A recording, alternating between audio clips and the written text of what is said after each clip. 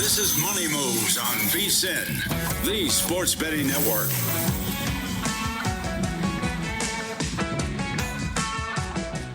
What's up? Welcome in. It is your favorite program here on the Vegas Stats and Information Network. Jonathan Von Tobel flying solo on Money Moves for the next 2 hours. We got a great program in store for you. Stormy Buonantony will be back tomorrow. But before we get started today, we should address the elephant in the room, which is it is good old Stormathy's birthday today. So make sure you send her one at Stormy Buonantony. Wish her a happy birthday. I will not reveal how old she is. I do know how old she is. And I believe our text exchange this morning was just the age with the word yikes next to it. So happy birthday, Stormy. Enjoy the day off. She'll be back tomorrow. But we roll on as we always do here on Money Moves. So let's not waste any more time and get right to it. It's time for the top headlines and topics of the day. This is The Rundown.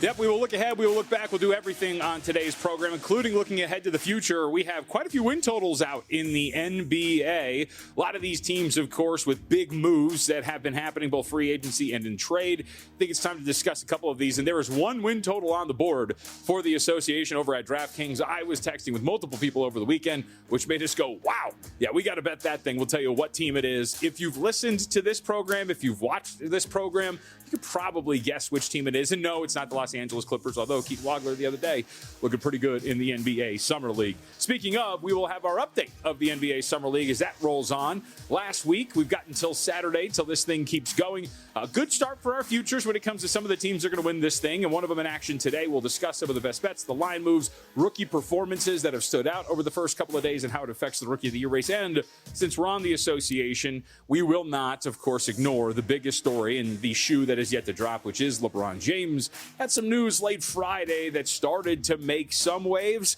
but one team is moving up in the prediction markets and other markets. We'll tell you who that is and what it means. And last but certainly not least, as All-Star break week is here, we will hit the MLB Home Run Derby. We'll have picks for you. We'll talk about it with a couple of folks. Dustin Swedelson will be with us, get his thoughts on what is going to be a very fun Home Run Derby with some tweaks to the format and more. But let's start at Major League Baseball, not with the Home Run Derby, with what we saw yesterday. This has to be the biggest story of Major League Baseball. And not just because we've talked about this for about a week and a half, 2 weeks now, but because it's not very rare you see something that has not happened since 1977. I think I said that properly. But the Boston Red Sox continue their winning streak on Monday. What a victory, or on Sunday, what a victory for Boston yesterday over the New York Mets. They are held scoreless until the late innings, and then a fateful error from one Francisco Lindor, of course, sets everything up for a victory for Boston in the extra innings against the New York Mets. Let's hear from Chad Tracy, interim manager for the Red Sox, who has overseen this turnaround for Boston, and what it's been like watching it from his position as the Red Sox just will not quit. It's as good as it can be, Obviously, we got the breakdown, a little rest and recovery for everybody, but that's a good one to let sink in for the 4 days. So when they're thinking about Friday, that we're ready to go. Not saying, the team would have folded maybe a month ago down 2-0 in the ninth, but is the feeling different now? Yeah, I don't say fold isn't the right word. They never folded. You guys remember there was plenty of games where we were in spots like that and got people on late. We were hitting off relievers and getting people on. We just didn't execute and didn't get it done. And we've been doing that for a few weeks now. So it's a big change. And when that happens, the team always feels like, hey, we got a shot. We got a chance to win the game. And that's how it feels right now. Yeah, this team has been absolutely incredible. As I mentioned, the first time since 1977 that they have swept 3 straight series on the road, the Boston Red Sox, that, of course, will maintain itself. But they do have a 10-game homestand coming out of the break. And this is really opportunistic for the Red Sox. I know that on a numbers game, they've discussed this. Most wins in the month of July, off to a great start for Boston. And look at the homestand that they have coming up. Yes, it's going to be a challenging 4 games against an AL and AL East leading Tampa Bay Rays. They'll start out with 4 games at home against them. But then after that, a 3-game set with Baltimore, a 3-game set with Toronto before they hit the road for 7 games. And that includes 4 against the suddenly skidding Athletics out there in Sacramento. Boston's got a lot in front of them to keep this going, and they have definitely cut into this deficit when it comes to their standing in the American League. After all of this, when we first discussed this, Boston was 4.5 games out of a wild card spot. They are now just a half game at the break outside of the final wild card spot in the American League with this 9-game winning streak and overall what they have done here up to this point. I think the real question now becomes for Boston, who since January 19th is 17-5 in their last 22 games, is the sustainability of this. We have talked about this and have bet the Boston Red Sox to make the playoffs, and I think they can sustain this to an extent to at least get into the dance. But are they good enough to maintain this and, of course, do some damage in the postseason? Because that has now been the next step for a lot of folks in the conversations about the Red Sox. And I'll say this, I do my questions about the longevity of what this, not only just the winning streak, because obviously you're going to lose at some point. You're not going to win every game going forward. But what this really means and what this is built on for the Red Sox. You look at this since these last 22 games, since June 19th, they are first in overall ERA. So every pitcher that has stepped out onto the mound there for the Red Sox, first in overall ERA, 2.51. Second in expected ERA at 3.06. First in starter earned run average at 1.95. And starter fielding independent at 2.71. Their pitching has been dominant. You whittle it down to just the bullpen, still a top 10 group overall. Seventh in ERA for their bullpen, 3.47. And fourth in bullpen expected ERA. So one could make the argument that the bullpen probably has some better things coming in a general sense as you move forward, but it really has been all about the pitching, and this is why you wonder if there is a sustainability to this, to the point where they're a real threat in a really weak American League. Since that same time span that we're talking about here for the Boston Red Sox, 19th in weighted runs created plus, 18th in batting average as a whole, 21st in power and home runs and similar metrics, and 16th in just total runs scored. So this has been a very average to below average offense, which has largely been carried by a pitching staff which has been dominant throughout this run for Boston. You feel pretty good if you're sitting on something to make the playoffs. Obviously, just a half game out. We'll see if this offense can find its way at some point, but incredible that you could sit there over 22 games and be 17-5 with an average to below average lineup because of how dominant this pitching staff has been. But we'll talk more about the big picture in the major leagues a little bit later. We have some pitching updates when it comes to injuries. We also hit the NL Cy Young market because one guy at the top, of course, had to sit for some fatigue right before the break. We'll see if that means anything or nothing. But the Home Run Derby later tonight will be a show. We get to watch it on Netflix. Really looking forward to watching it. Never really been a big Home Run Derby guy personally. New format does intrigue you, though, I would think. We are now no longer looking at a format which is based on a timer. We're done away with that. They've done it since 2015. This year, we're getting a swing-based format. Round 1, 20 swings. Round 2, in the final round, 15 swings apiece. All swings are going to count as a player's swing allotment, whether it results in a homer or not. And then you see all the other formats here. Player homers on his final swing of a round, can keep swinging until he doesn't hit one out. No bonus round, no bracket for the first round. Then we have tiebreakers and whatnot. I am really interested in this for many different reasons because since 2015, one of the big things that you talked about was gas tank, right? Was your ability to sustain as a guy who maybe was a little out of shape, not as svelte or as in shape as the others. But now since everybody's got these set amount of swings in these rounds, we can cut down into that a little bit more. I've got some opinions on who's going to win this thing, but let's hear from a former major leaguer earlier today on VSiN by the Books. Jensen Lewis gave us his thoughts on who's going to win this thing. He kind of understands how to do this, especially with the swing off last year to win the All-Star game. I think he is positioned, especially with the familiarity there at home, the obvious adrenaline flow that'll be there. And then also, because there is no shot clock, you're not going to have the fatigue factor because it is swings, Dave. So again, you hit a homer, you get 20 swings. It's not like you're just going to keep going these marathon rounds. So I think that's another part of the handicap. 20 swings in round 1, 15 swings in both the semis and the finals. The top 4 in round 1 advance, and the tiebreaker is the longest home run that individual player hits. So remember that as you're looking at it. I'll recap my props that are available on FanDuel for some other ways to play the Derby later on tonight in best bets. But I think I'm going to play Schwarber, and I'll probably lock it in right now at plus 403 to win the Home Run Derby here in Philadelphia tonight. Yeah, can't deny it.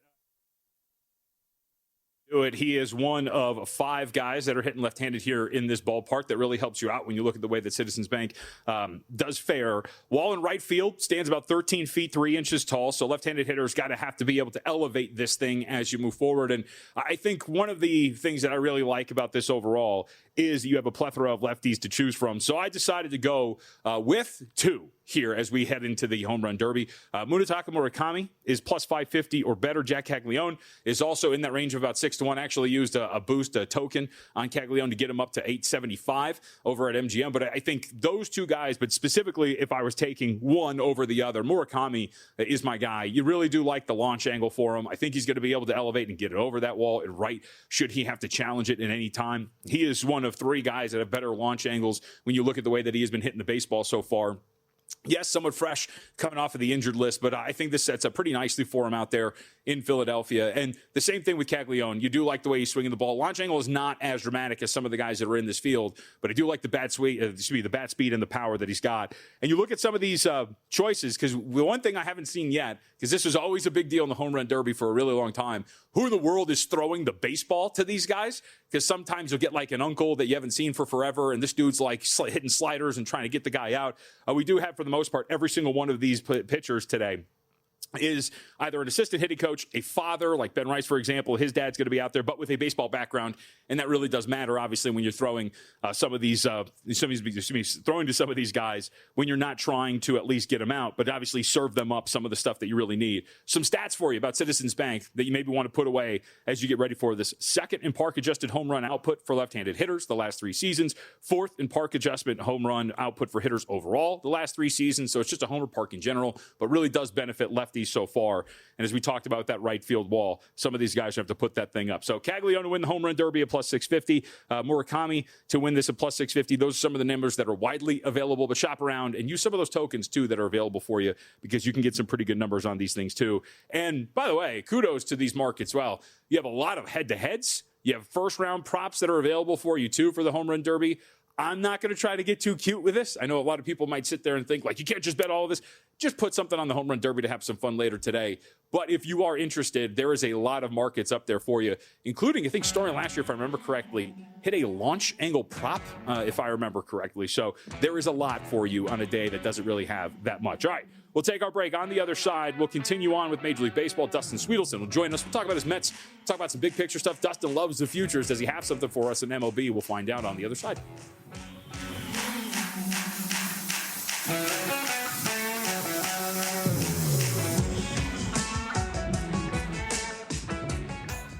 Hey, let me get your attention real quick, podcast listeners. I've got something for you that feels too good to be true. First, credit where credit is due. If you're listening to this podcast, you're already leveling up your betting game. You're riding along with our best bets and top angles. And when there's a good game on, you're probably getting involved with a few props and alt markets as well.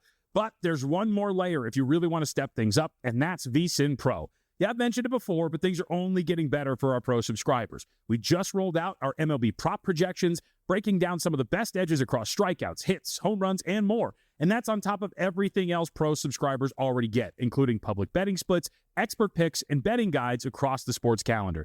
If you haven't tried it yet, stop sleeping on it. You can get your first month for just $9.99 or save big with promo code POD26 on an annual subscription. Hit the link in the description and start cashing in with VSiN Pro. All right, now back to the show.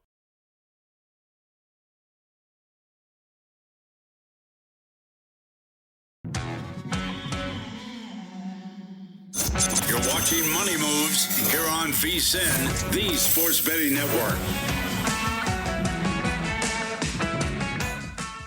There's no shortage of betting opportunities this summer, from daily Major League Baseball, World Cup soccer, to the countdown to football season. That's why now is the perfect time to lock in VSiN's football special for just $175. You're going to get full VSiN Pro access through the Super Bowl, including our all-new 2026-2027 NFL betting guide, help you attack futures, win totals, division races, and the upcoming season. Plus, you're going to get daily best bets, real-time betting splits from DraftKings and Circa, the AI-powered prop projections, our player prop stuff, some of the most underrated things that we offer up on the website, in my opinion, 24/7 video on the VSiN Watch app, and coverage of every major sport all year long. Remember, the earlier you sign up, the more value you get. Head to VSiN.com/subscribe right now. That's VSIN.com/subscribe. We are here, and some would say the deadest week of the year. I don't think so. We got a lot to get to. There is so much that you forget to kind of pack it into a show, but we do have to hit the home run derby at length. Gave my opinion on two guys that I like, Caglione and Murakami, to get this thing done. Let's find out what Dustin Swedelson thinks. VSiN host was on a little bit earlier today on a numbers game, and it does pretty much everything around here at the Vegas Stats and Information Network. Dustin, let's just start right at the top. Your guy to win this thing over on Netflix tonight is Munetaka Murakami. Let's ride, baby. 5-1. I mean, I wanted to bet him before I looked at some of the numbers, and I think you guys know at this point I'm not really the biggest analytics dude, but I went over to Ballpark Pal. I saw some of the stuff that they were putting up there in terms of expected home runs for the event, launch angle, average distance of home runs, average exit velocity on the year. It all confirmed Murakami is built for this sort of event. From a just power profile standpoint, He missed a couple weeks because of injury. I believe 5 to be exact, Murakami, but he still has 20 home runs in 59 games. You extrapolate those numbers out to a 162-game season, he would be on pace for 54.9 dingers this year. Kyle Schwarber, the heavy favorite, plus 325, and rightfully so, I understand it. Schwarber is on pace this year for 56.3. Murakami has as elite a profile as Schwarber. That's why I believe in this event. I specifically wanted a left-handed bat because you look at the dimensions at Citizens Bank Park. Right field, right center, way more forgiving than left field and left center. But more importantly, if they wind up driving one up the middle, which is something they're accustomed to doing in batting practice, it just may happen by nature. If you have a left-handed bat, it is way more forgiving just to the right of center field versus about 10 feet deeper in left center field, just left of directly up the middle. Because that everything said, Murakami is a good fit here. Number 1 in launch angle, 3rd best average exit velocity among the contestants here. I think this guy is the best play on the board at 5-1. Yeah, we're in agreement. Used him, used Caglione as well to bet this thing. So I just have 2 outrights, and that's all I'm using. But you've gotten a little bit more dirty here. But let's focus on Caglione for a second because you did do something with him outside of just an outright. I was kind of shocked at looking some of the numbers on Jack Caglione. I like the player that he is. I like the potential he has as a bat. He's someone who I think you were like me. We had him at a huge number last year for AL Rookie of the Year. So, I mean, I believed in this guy for a long time. I don't know if he can win this event. And I'm gonna sort of steal this from Mike Somich, who I hosted with over the weekend. He had a great angle on Caglione. This is it for Caglione. This is all he's playing for this year. Is this opportunity with the spotlight on him, because the Royals are not going to be postseason bound. They're 20 games below 500. Then you dive deeper into the stats. With the power profile he has, a really good launch angle at 27.6. But the key is the distance, the exit velocity, the power that he has. Number 1 in average exit velo and average distance of everyone here. Plus, he's a young man. You feel like he wants to showcase the strength and the ability that he has. His dad is throwing to him. You like the comfort angle there. But I think Caglione is the best look for me on the board, just based on the number at 4.5-1 to have the longest home run tonight. He has the best average exit velo, as I mentioned, the best average distance, all of that combined with him being a little bit further down the board from the top. I like Caglione to have the longest shot tonight. All right, so Murakami to win this thing, Caglione at the longest home run, plus 450. Who is Murakami going to face in the final? Well, I want a piece of Schwarber. It's so hard to bet it right now, JVT. Last I looked, he's down to plus 280. I don't care what event we're betting. If it's something like this where it's an exhibition, it is so difficult to bet someone that at such a short price because so much can go wrong here. I mean, we don't even know how these guys fit for the rules. The one thing about Schwarber, though, I feel like he's going to be in the mix. He's not going to get shut out. I think he will get to the finals because he knows the stadium. He's built for this sort of thing. He's basically a slow pitch softball player, just mashing from the left side. So I'm high on Murakami as a value. In order to work in a little bit of Schwarber tonight, I combine the two of them to be your finalist matchup. It pays out 12-1. I thought it was a decent look because a lot of people are going to go to Caminero, and I love Junior Caminero. I got 40-1 on him to win AL MVP. I am a bit concerned at how confident everyone is that Caminero is the guy to look at here, plus the right-handed bat factor. I wanted to stack 2 lefties, see if they meet in the finals, because I think these are the 2 guys with the elite all-or-nothing approach that's going to play out in the Home Run Derby. And a reminder for everybody, too, in that first round, they're all in a pool together, and then they get seeded in the next round by the amount of home runs that they hit. So that is how you'll determine the head-to-heads in that second round before you get to the final. Dustin Swedelson with us again, VSiN host, cashing out the usual, but, of course, all over the network over the summer and was just on a numbers game. On it all week? I'm on it all week. Next week, I believe I'm with Tim on Prime Time, and then the week after that, I'm with Mitch on Follow the Money. I'm all like a band on tour. I just wake up in the morning, and it just says in my notes, insert show name here. I would assume the same thing then, a bunch of groupies that are just hanging out in your tour bus as well then, right? Yeah, 100%. Yeah. It's more people who hate me than like me, though. It's the opposite. It's opposite of groupies. Whatever the opposite of groupies is, that's what I have. Yeah. All right, really quickly, with those 2, did you mention here, because you did play some first-round props on these guys, right, for their total home runs? That's right. Yeah, I mean, look, if I believe in them big picture, this is always a dangerous game. But if I believe in these two guys to be as two of the top contenders of the 8 guys in the home run derby, I figure I might as well go over on their home run prop in the first round. I went over 10.5 on Schwarber. That I got minus 105. I think it was like plus 105 when I looked last. And now Murakami over 9.5 in the first round at even money. Again, we're talking about pure power profiles. When you look at what Murakami and Schwarber do, they're mostly home run dudes. Murakami at one point, we were waiting for something other than a homer or a single for him to do pretty deep into his rookie campaign here. So I like both of them to go over the number. I also took a little Schwarber. He's at home. He knows the stadium. He knows he has to like set the scene and set the number for everyone else here as the favorite for the event. So I took him to have the most first round homers at plus 350 instead of betting him to win this thing.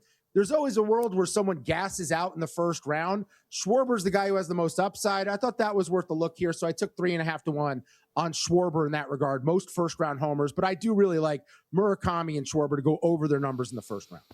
Murakami, everything Joey Gallo wanted to be for the most part. So we'll see if he can actually maintain that. All right, before we get you out of here, one of the things we're going to hit, we didn't talk about this, so it's perfect, but it coincides with some news. Right before the All-Star break, we get the Mizorowski scratch due to fatigue, as they call it. So it does pique the curiosity of a market that seems to just say, hey, this is Mizorowski's award to lose, NL Cy Young. So in lieu of the news of the fatigue, and by the way, a few starts in which he's starting to give up some tater tots. We'll see if that actually matters. But what do we do with the NL Cy Young at this point right now? Yeah, and by the way, I have 15 to 1 on Mizorowski. So that affords me the ability to do something here. But I think these other dudes are live. And first of all, Christopher Sanchez being up to 5 to 1. I got 6 to 1 on Saturday. That feels kind of crazy, man. The ERA is 2.62. You know the strikeout numbers are always there. And you go back to about a year ago at this time, this has been the best pitcher in baseball. When you use all of the innings, all of the starts, all of the opportunities, Sanchez has been the most consistent outside of like 3 or 4 bad road starts this season. So I think he's worth a look at 6 to 1. I added him just because I have the liability at 15 to 1 where I want to make some money on that ticket on Mizorowski with him being around minus $5 right now in the betting market. But I also think that Sanchez's teammate Zach Wheeler is live. There's a few elements at play. I took Wheeler in the preseason 50 to 1. I took him around 25 to 1, I want to say, early after a few starts because I liked what I saw. I was concerned about the injury where he was coming off thoracic outlet, but it wasn't as bad as guys like Matt Harvey had in the past, which killed their careers. He had a different version that he would be able to find his form here and get similar results. We're finally seeing Zach Wheeler at full strength. You go back his last 3 starts, 10 strikeouts, 14 strikeouts, 10 strikeouts. And over the weekend on Sunday, final start before the All-Star break, 6 innings, 2 hits, no runs, 10 punch-outs against a very tough Tigers offense that's been surging lately. I believe Wheeler at 16 to 1 is still worth a look here. I don't mind adding a little bit more on him, but also factor in him feeling snubbed by the All-Star game, which is weird because he started on Sunday. He wasn't going to be able to pitch in the All-Star game anyway, so I don't know why he was so upset to begin with. He denies their invitation after being annoyed of not getting an initial one. There's a chance you get a chip on your shoulder with Zach Wheeler the rest of the way. And after him, I don't love a lot of the names, and I have some Chase Burns in pocket, and he's 20 to 1. I don't trust the ballpark. I trust Zach Wheeler. I like the track record. I like that team's in contention, and I think that dude's going to be motivated the rest of the way. A reminder, too, shop around. You can get him at about 22 to 1 at a couple of spots as well, Zach Wheeler. So make sure you get that. And by the way, to your point, his worst start recently was 4 earned runs over the course of 6, and he punched out, I think, 10 in that one and walked 2. So he's been very, very good. Dustin, appreciate it, man. Thank you very much, and we'll see you the rest of the week on a numbers game. Later, homie. See ya. Yep, you got it. Dustin Swedelson again on a numbers game a little bit, throughout the week. A little bit later in the program, we'll talk about one name that he did not mention for NL Cy Young. We'll go over the entire market, some of the best prices you can find, and who maybe is worth looking at now that maybe we have a little bit of a crack in the armor for Jacob Mizorowski.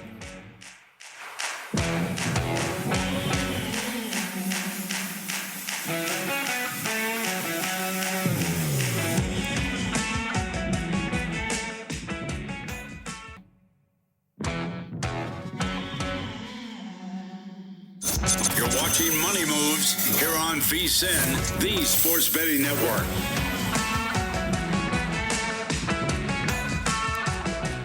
It is the All-Star break, and Major League Baseball, of course, will take center stage tonight with the Home Run Derby. Been a theme of the program so far. We've had my selections. Dustin Swedelson came on, gave us his thoughts on what's going to happen out there in Philly. Let's get some more thoughts on this. You can never get too much information, too many opinions on an event. Zach Reger's with a sports betting dime to hit that and a little bit more in Major League Baseball. Maybe some Titans if we have time at the back end, because we found out that he is a Titans fan, and this is a pro-Titans show heading into next football season. But, Zach, we appreciate a couple of minutes. Let's just start with today. Kyle Schwarber is a pretty solid favorite to win this thing out there in Philadelphia, now under 3-1. Would you agree with the pricing there with Schwarber at the top? Well, I got him at plus 340 this morning. He was my pick to win. I don't love, just from a value perspective, him now, but it's very hard to look away. Home Run Derby favorites are normally kind of scary to bet on. Cal Raleigh won last year, but historically they really haven't done that well. But he's at home where he's slugging .633 at Citizens Bank Park. We all know the park favors lefties, and that's against actual pitches. Now he has his assistant hitting coach here. So there's a lot of familiarity there. All the metrics you could want, launch angle, barrel rate, all that, everything is pointing towards him. So even at this price, I do think he comes out on top in front of the home fans. Out of everybody else here on this list, I mean, we've talked a lot about it today. You want to look at lefties the way that this park holds. And is there anybody deeper that you would look at to win this thing? I also sprinkled a little bit on Ben Rice. That's my sleeper pick. Okay. He's just got such a nice smooth swing. He's another good lefty. And he has 29 home runs on the year. His expected would be 33 in Philadelphia. Same thing with the metrics. His barrel rate, hard hit rate, everything you could need. I think he has a lot of value at plus 900. He was at plus 800 a couple days ago, so I don't know how we are getting more value here, but Ben Rice, I think, is worth a sprinkle. I've also got him to reach the semifinals. I got that at plus 125. I think he can crack that top four. Yeah, I was curious. We have some Yankees fans here on the network, but that's kind of been a question of why is Rice so long? And I am curious because I do think with this new format, it would open it up for a lot of these guys. I mean, the big guys obviously still have a little bit more of a chance. I mean, big physically because they don't have to gas out. You have a set number of swings, but I'm kind of surprised to see Rice as far out as he is. Any reason why you think he would be that far down this list? I really don't know because his bat speed is a little bit slower than some of the other participants, but I don't think that matters as much in this field. It mattered much more the last few years when you just had to get as many swings as you could in that finite amount of time. So other than that, I'm really not sure if that's baked into the number or what's really causing that. We should ask, too, obviously we have another hometown hero here, and that would be Bryce Harper. Hometown hero for many different reasons. We're based in Vegas, so we know him very well out here in Sin City. But what do you make of what he's going to have in store? And we should throw out, he actually released a statement today about the whole FanDuel thing, so one has to wonder, too, if he's not a little distracted about what's going on behind the scenes. Yeah, definitely distracted, playing in front of the home fans. A lot of pressure building there. I know I just said I like Kyle Schwarber, and he also, of course, is playing in front of the home fans. But his launch angle just, it concerns me some. He's been much more of a line drive hitter this season than he has been in years past. So he's got an uphill climb at plus 850.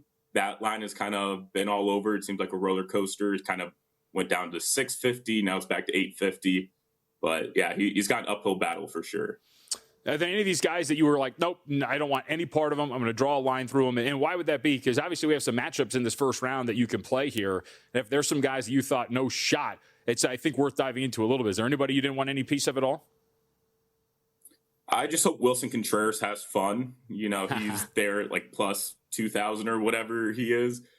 He's a righty. He's coming in with decent form over the last like 7 days if you look at his stats, but nothing there really interests me a whole lot. All right, let's talk some big picture here. And speaking of Contreras, the hottest team in Major League Baseball, they've won 9 straight. They swept 3 consecutive road series for the first time since 1977. What have you made of this run from the Red Sox? Because we were talking about this earlier. It's not just these 9 games. You zoom out, they are 17-5 in their last 22 contests, and they are now a half game out of a wild card spot. It's incredible. I mean, it seemed like, what was that, a month ago, 2 months ago? This Red Sox team was dead. They're like, let's sell everything. Let's start from scratch. And they just were able to turn it around with a lot of their young guys. It's been very fun to watch. It's kind of the momentum you want to see. Now it's going to be big to see if they can pick up on that after the break. In baseball, a lot of times if you are hot, you just kind of want to keep going, keep playing. But it's been crazy to see. The AL East is going to be a fun one to watch down the stretch. You think there's any longevity to the Red Sox? Like, are they an American League threat? Or are we just banking on them to just make the postseason, and we'll see what you get by then? Because the pitching numbers have been unreal, but the offense has not been as spectacular. Yeah, I think it's postseason. I think if they make the postseason with some of the lows that they've had this season, I think that would be a success for them. I don't see them as a World Series contender or as a threat long term the rest of the season, but they're definitely in play to make the postseason. Quite the opposite is their division rival, the New York Yankees. We talked a little bit about Ben Rice. One of the lone bright spots so far of the season is everything is not falling apart, but injuries and obviously the losing. The offense has been pitiful here. We had a conversation about this last week. It might be a little too much to ask. They're up 6.5 games in a wild card race, but how bad does this get for the Yankees? Would it be worth looking at like a 12 or 13-1 on them to miss the postseason? Or is this American League just so bad that it's not worth it? They're going to limp into this by default. Any other year, I would say, like, yes, absolutely. But this wild card race is crazy. I'm a Cardinals fan. I'm looking in the NL where the wild card race is much tighter, and we're struggling there. We're a couple games back from the Marlins there for that wild card spot. But any other year, I'm like, yes, I think so. But unfortunately, I don't see a way that they miss the postseason. They've had some ups this season. It's just been a brutal stretch for them. And I don't see any of the wild card teams in the AL really finishing above them to push them out. Your boys are a pretty big surprise, the Cardinals. I mean, I thought they were going to be a team that was just going to be bare bones by the time we got to the trade deadline and just see, hey, let's limp to like 70 wins and see what we got with some of the young dudes. What's been behind this? Because this has been incredible to watch with St. Louis. It's been unbelievable. Heading into this year, I knew we weren't going to be good. I just wanted to have fun. I'm like, can it be a fun season, some young, bright spots? But this team, I don't know if they're just like too young to like know that they're not supposed to be that good. They're like the youngest team in baseball, and J.J. Weatherholt's been great. Jordan Walker, his turnaround has been unbelievable. That's something that none of us saw. A lot of Cardinals fans thought his development was just over, and just can we get maybe 20 home runs from him? And now he's participating in the Home Run Derby. I never saw that coming. Just a lot of young talent that has just kind of come together, and they've been resilient. A lot of comeback wins, a lot of close wins. Their pitching and bullpen, we got to manage, but there have been a couple arms in there that have kind of held us into it. So whatever happens, this has already been a successful season for the Cardinals, and we'll see. But I'm going to keep riding that high and see if we can make the postseason. I was going to ask, they are 3-1 to make the postseason or thereabouts. Is that something worth playing? They're only a game out.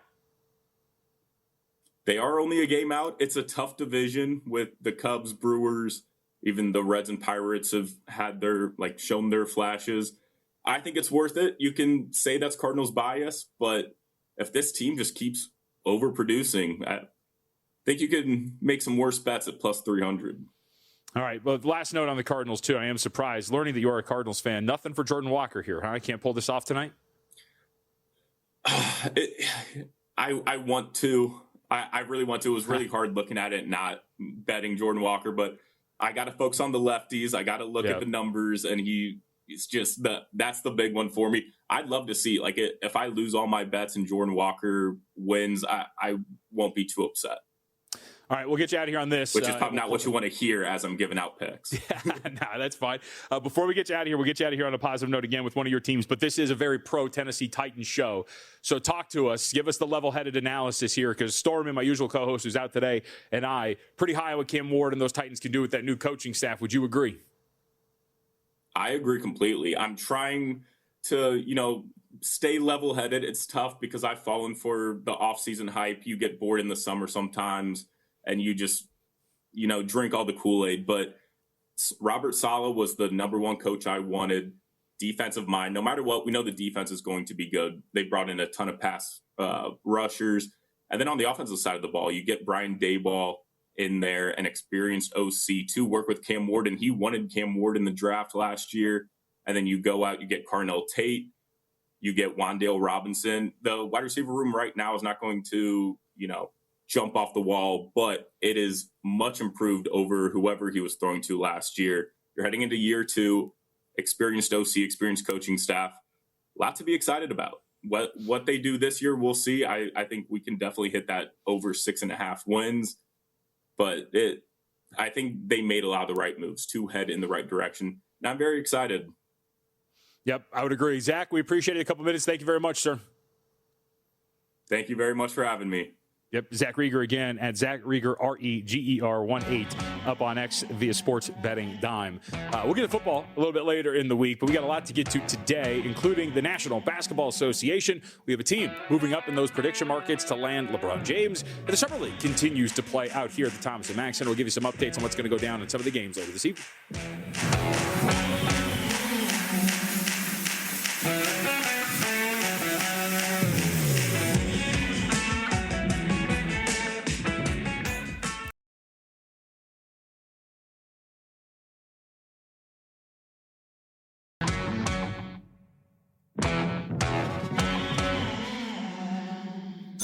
You're watching Money Moves here on VSiN, the Sports Betting Network. Winner's Circle Proxy and VSiN giving away 2 incredible prize packages that will put 2 lucky fans into the world's biggest football contests for free. One winner is going to receive a $1,000 entry into Circa Survivor, and another is going to win a $1,000 entry into Circa Million. Both winners will also receive a full season Winner's Circle Proxy service, a VSiN Studio Tour, and a free month of VSiN Pro. Enter by Sunday, August 2nd for your chance to win. Visit winnerscircleproxy.com/VSiN to enter today. That is winnerscircleproxy.com/VSIN. Speaking of football season, obviously we are inching closer to it. Feels like it's like right there, right? College football seems like it's right around the corner too. Once you get through this week, then it's all downhill from here. Remember, our college football betting guide will be out at the beginning of the next month. But just watching footage of one Aaron Donald working out over at the Los Angeles Rams facility, could it actually happen? And will it actually be effective? And we'll get to this actually a little bit later. It kind of ties in with what we just saw over the weekend to an extent. We watched one fighter come out of a faux retirement. It did not go very well. The long layoff for these athletes when you're trying to get back to the highest level, that doesn't exactly go according to plan. So we'll see if he can actually be effective. Aaron Donald was an incredible football player, obviously, but will he be able to find the same level should he actually return is going to be an insane question to ask. Now, athletes of a different level, kind of breaking into a major league. Obviously, NBA Summer League play going on here at the Thomas & Mack Center in Las Vegas, Cox Pavilion as well. It's been an entertaining league so far. We've seen some pretty good performances from some really young players. But this does matter because if you're somebody like me that's got a couple of futures here to win the entire thing, we're checking standings, we're checking point differential, and we're trying to see if we can get not burned like we did last year as we had the Hawks to make it, not even make it, to win the NBA Summer League, and they couldn't make it despite going 4-0 because, of course, point differential tiebreaker could not get into the final bracket. Well, our Hawks, they are 2-0 and in second place, and the point differential's in a way better shape right now. They're plus 450 to win the NBA Summer League, and the adjusted odds, we're sitting at 25-1. Warriors, your favorite, at plus 250. They are currently in first place, and a lot of these markers kind of represent where we're at with the standings. Warriors are your first place team. Hawks are in second. Lakers are in third. Wizards are in fourth. Remember, the top 4 teams enter a short single elimination bracket to win the NBA Summer League championship. Point differential is your first tiebreaker, so those things are going to matter. But those 4 teams off to a 2-0 start. 76ers also 2-0, but because of point differential, just outscored their opponents in the first 2 games by a mere 7.5 points per game. They are sitting on the outside looking in, as are the Boston Celtics, currently 2-0 as well.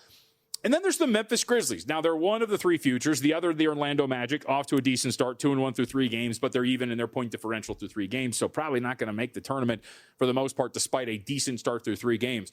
But how about this discrepancy? And it ties into the games today. Memphis Grizzlies are undefeated so far in the NBA Summer League. They played 1 game.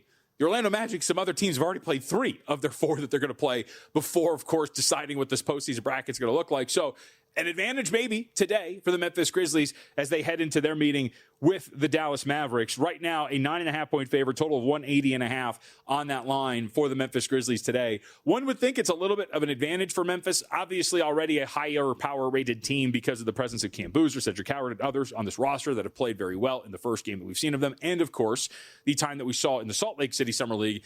And I think that adds to maybe why not only are they so highly rated, the roster's great, think about the continuity that you're getting here for a group that is just thrown together. I mean, all of these teams are barely thrown together over the course of the weeks leading up to the NBA Summer League. But this Memphis Grizzlies group has been playing since the Salt Lake Summer League. They've had all this time off after only playing one game in the first day of Summer League action out here in Las Vegas. They've been able to practice. They've been able to work together. So I think all of that would really help out Memphis, already being a higher power-rated team, to get this done here against Dallas. So you can understand why some spots opened up 8.5. We're up to 9.5. And in fact, at a couple of shops, we're actually sitting at 10 in favor of the Memphis Grizzlies. Would expect that maybe you're going to end up there when it comes to that number inside. We've also seen the total in that game get bet up. We saw an opener of 178.5.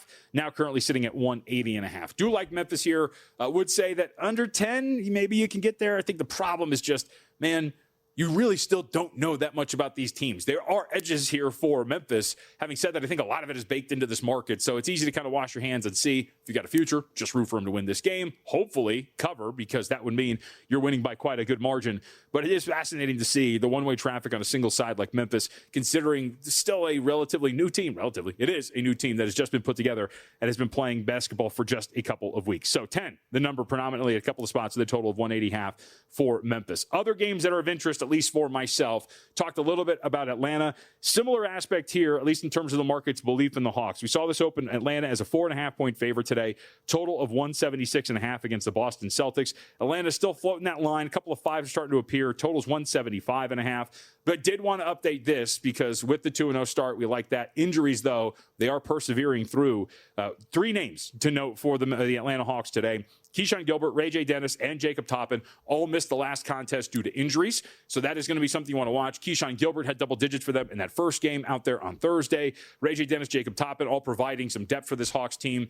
We have talked at length about this roster, how much we like it. That's why we have the future on them. But you do want this team, obviously, to be fully healthy. You want the depth that I think was so attractive about them moving forward. And as a 4.5-point favorite against a team like Boston, who they themselves are off to a 2-0 start. But Hawks have been really solid on defense. Zubi Ejiofor has been really, really good for Atlanta up to this point as well. Very much worth pointing out. And the third game on the board that I think is just worth mentioning here. Again, we have a full slate. We'll get through the line moves really quickly after this. But just worth pointing out, Detroit opens up as a 7.5-point favorite, total of 168.5. They're taking on the New York Knicks. Current number right now, 9.5, total of 168.5. So you're seeing, again, that move toward Detroit. They've played very well. You kind of see these in the Summer League lines as well. Some of these openers will move in one direction, especially on a team that is perceived to have quite an edge here.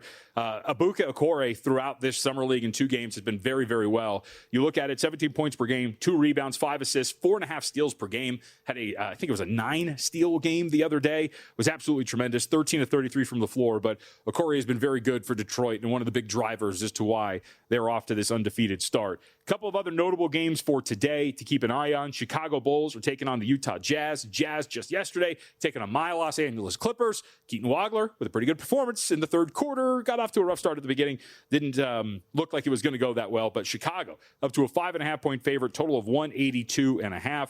Would seem that with Darren Peterson, maybe you're getting some time off here today for the Utah Jazz. So keep an eye on that as you want to know whether or not they're going to be in some of these games. It does look like maybe he is not going to be out there on the floor, which is why you see this flip in the direction of Chicago. Caleb Wilson has been off to a really good start. He's going to be out there for Chicago. So just worth pointing out if you're looking at this and wondering why a Jazz team, by the way, off to a winless start, was one of the favorites to win this thing, the NBA Summer League, has not won a game, and now Peterson is not going to play today. So this has been a less than favorable start for anybody who decided to bet into a short number, obviously, for the Jazz. Pretty much out at this point. If you're 0-2, can't really get into a sample size tournament of 4 games with an 0-2 start. So with that, let's hit the latest on LeBron James here in the last couple of minutes, because Friday evening, afternoon, we did get some news. Let's set this up.